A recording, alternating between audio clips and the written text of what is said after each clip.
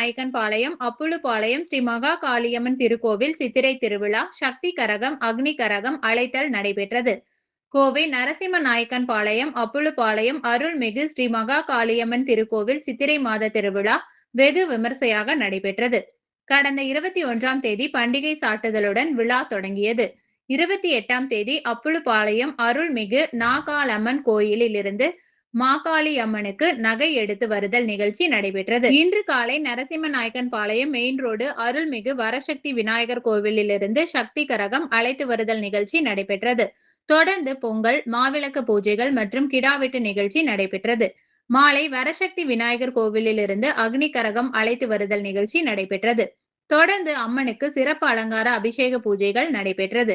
சுற்று வட்டாரங்களில் இருந்து திரளான பக்தர்கள் கலந்து கொண்டு சாமி தரிசனம் செய்தனர். அனைவருக்கும் அன்னதானம் வழங்கப்பட்டது. விழாவிற்கான ஏற்பாடுகளை ராஜேந்திரன், குணசேகரன், தாமோதரசாமி, பாலாஜி, கேசவன், ராஜகோபால், வீரபத்ரன், கவுன்சிலர் சித்ரா மற்றும் ஸ்ரீ மாகாளி அம்மன் திருக்கோயிலில் கமிட்டியினர் செய்திருந்தனர்.